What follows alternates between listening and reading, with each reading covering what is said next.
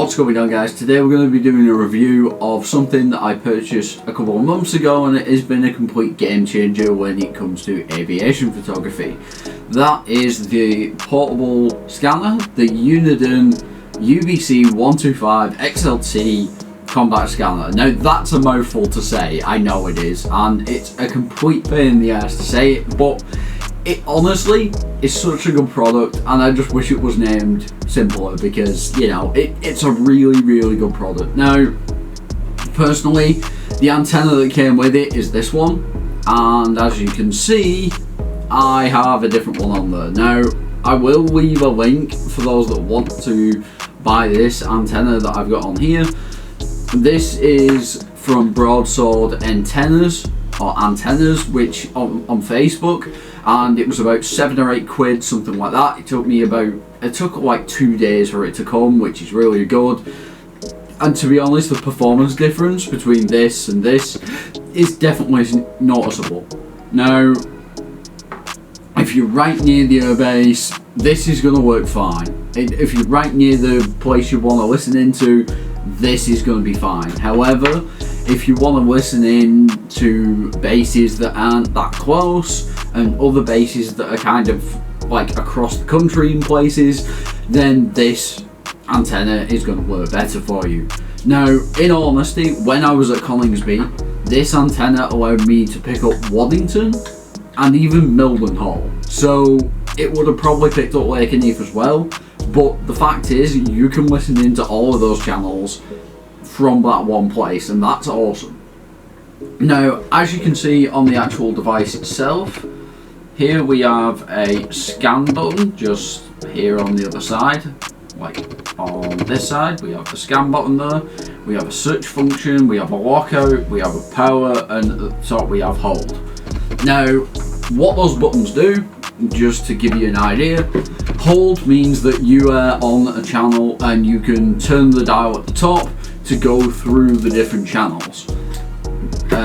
Scanning will automatically scan the area you are in, or all the channels that are available. Now, that's a ridiculous feature, because if you happen to just find a random channel when you're out and about, you can pick it up. That's, you know, one of the things that is good about it. However, if you're like me, I only want specific channels, and I only want to use specific channels. So I've programmed in Coningsby, Lakenheath, Mildenhall, you know, all these different places that I know I will probably end up visiting at some point. And the reason for that is then I can go through and search through those channels in whatever band they're in, and only pick up the channels that are necessary for me at that given time. So it's really good to have that, because it means that I can, if I know what bank of channels is what area I need, then I can enable certain banks of channels. So for example, I have 350 channels or 360 or something stupid like that. There's a lot of channels on there that I've got filled out. This allows 500. What it also does is it enables you to split those 500, or it automatically splits those 500 into 10 different banks of 50, which means channel 1 is 1 to 50, band 1 is channel 1 to 50, band 2 is 50 to 100, or 51 to 100, you get what I'm saying? So in the way the channels work, you're able to then, if you have a look at, let me just turn the device on and just show you a bit of an example. So, as you can see at the bottom here, on the actual device, that's my camera, you can see it says bank 1, 2, 3, 4, 5, 6, 7, 8, 9, 10. Basically, it says 0 at the bottom. But what that is doing in scan mode is it is scanning every single channel, every single bank of channels, to then find a broadcasting signal. Now, here where I am, I'm in my room, in my office, it ain't gonna find anything. So I'm gonna turn that off. But before I do that, watch what happens when I click 2. You can see that 1, 3, 4, 5, 6 are now showing. Yeah, it's just gone out of focus. But basically what it's done, if it focuses, for whatever reason the camera won't focus on it right now, but what it's done is it's basically taken that number 2 channel and turned it off. Because I know for a fact I don't need that channel, I can click the numbers, and as you can see now, it's only scanning bank 5. So because bank 5 is the only one that's scanning, it then only jumps between any of the broadcasting channels on bank 5. And that means it gives you a lot of control in terms of what channels you're able to actually listen into, and if you want to automatically scan for said channels that are broadcasting, you can do that. And only the ones that are in your area, or slightly further afield if you want to include them. Now obviously, if bank 1 has Coningsby, Waddington and Marham in it, you're going to hear broadcasts from all of them if they are broadcasting at that time, depending on where your location is and how far away you are from the said base. It will only pick it up at a certain distance. That's why I've got the extra antenna, because it picks it up from even further, which meant when I was at RAF Coningsby, when the Red Arrows came and did the practice display on the 18th of March, I heard them taxi, I heard them take off, and I knew they were up before ADSB showed they were actually transiting to Coningsby from Wellington. And that's a big advantage, because it means, right, I know they're coming, they're on the way, get the camera ready. And that's a great advantage. And the thing with it is this happened time and time again, having that advantage. Now, I will leave a link in the description to a note document that has all the channels that I have programmed in, and I will also leave a link, like I said, to the actual antenna and the actual product on Amazon. Now, in all honesty, it's amazing, because the fact is, when we were at Coningsby, I had Coningsby obviously scanned in and it was all working. On the day the Red Arrows came in, I was listening to the Red Arrows display. I then switched over, or it automatically switched over to the broadcasting channel of Red 1, and I could hear all his commands. And the whole display, all the way through, I was able to listen to everything what was going on.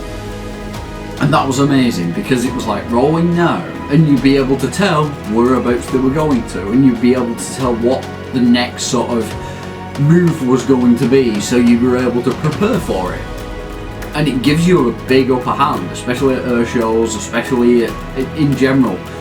That is awesome, and I absolutely love that. Now, one thing I will say is, when it comes to day-to-day stuff on the base, on the Tuesday there was on the ATIS, which is the Air Traffic Control Airfield Information System, whatever it's called, I can't remember off the top of my head exactly, but it's called ATIS.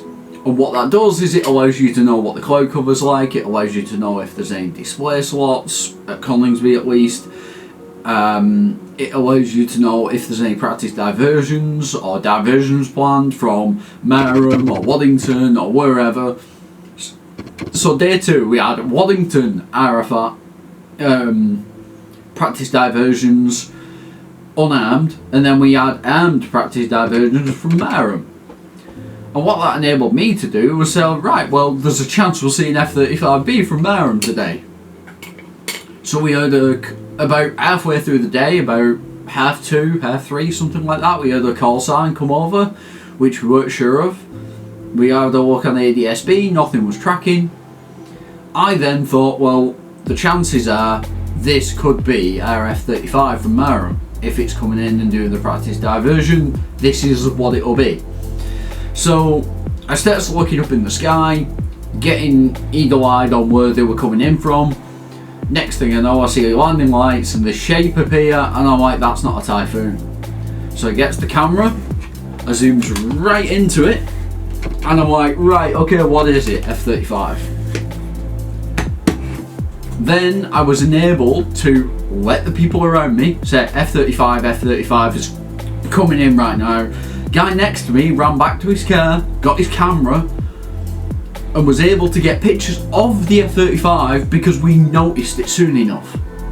And that was all thanks to the scanner, because if I hadn't have heard that call sign, I wouldn't have been looking out for it. And that is something that is really, really useful, and especially at places like Lakenheath, where there is a lot of F-35s that do not show up, and the F-15s don't show up half the time either. Having the radio scanner lets you know when they're coming in, it lets you know what's going on, and if you tuned into the right channels, you hear them call out, right, we're coming in from said approach B or whatever, and we'll be there we're 2 miles out. So you know to get your camera equipment ready, you know to let the people you're with know that, right, there's someone coming in, or whatever. It gives you such a big upper hand. Now, I got the pictures of the F-35, which you've just seen, and also, what is even better is I went to Wharton Aerodrome, which is a very, very quiet place. They only ever have 5 to 6 movements on a good day, a lot of the time. Sometimes the Typhoons that are there will go out a few times, sometimes they won't. Sometimes you get some transiting aircraft come in and do low approaches and missed approaches and stuff like that. But the fact is, it's not really a mega active base. It's not anywhere near Coningsby level of active or Waddington or anywhere like that. It is basically the odd plane comes in, the odd plane goes out. If you get Typhoons, nice. So on Tuesday last week, I had a complete whim on the Thursday. It was actually not the Tuesday, it was the Thursday. On the Thursday, I had a complete whim of an idea, and I was like, right, I've had enough of all this sort of stuff. I'm just gonna go up there and see what happens. I got there, within 10 minutes, I heard a broadcast from Carnish 15, which is a call sign from one of the pilots, requesting to taxi. A few minutes later, Typhoon pulled round the corner. Then, as it got to the end of the runway, request for performance takeoff. And then went flying down the runway, took off, performance takeoff in a Qatari Typhoon, straight up vertical, full afterburner. Absolutely phenomenal. And I can't tell you enough that the people around me were so thankful, because one of the people was about to leave when the broadcast happened for taxiing down, because around that area, the Typhoon, when it's moving and when it's taxiing, you don't really hear it too much. You hear them boot up, you hear them boot down, but you don't really hear them that much if there's a lot of lorries and stuff moving around in that area, which there is quite a lot of sometimes. And on that day, there was a lot of lorries moving around. You couldn't really hear, you couldn't really tell what was going on too much. But the fact of the matter is, because I had the radio connected on, and we heard that there was going to be, we heard the fact there was a request to taxi, we heard the fact that the Typhoon pilot was getting ready to go, we knew to wait around. And then a few hours later he came back and did a couple of low approaches, a fly past, and then landed. So because of the radio, I knew to stick around. Because of the different things that were going on that the radio enabled us to do, or the radio enabled us to listen into, we were able to see the performance takeoff, we were able to see the landings, we were able to see the low approaches and different things. And then once that Typhoon had landed, the runway caravan got disconnected and they towed it back up the runway. Then we knew nothing else was really going to happen. And then, just as we were sort of thinking, oh, should we pack up this, that and the other, we're having a bit of a conversation, a Hawk from Valley came in and did a low approach over the runway. And guess what? If it wasn't for this, we'd have missed it.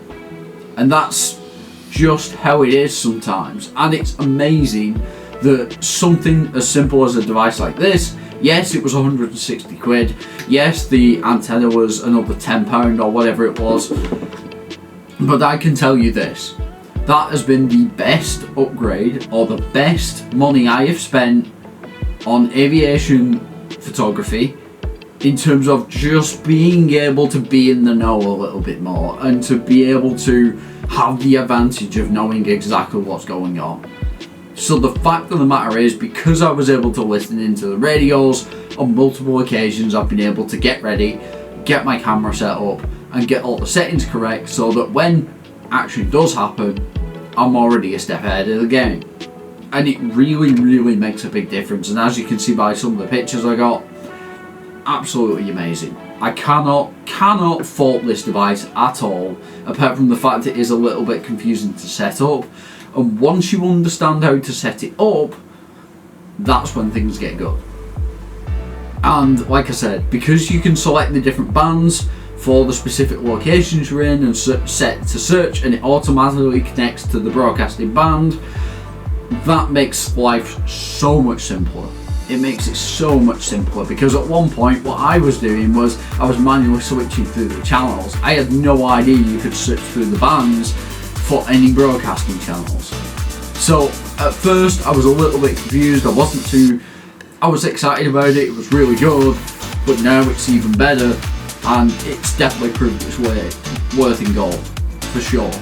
And it just makes things so much simpler when you're at the side of the base, especially at somewhere like Lake Heath, where half the time you don't know what's going on unless you're listening into the radio. So hope you guys have enjoyed this video. If you did, smash that thumbs up button, and don't forget to like it and subscribe, and I'll talk to you guys in the next one.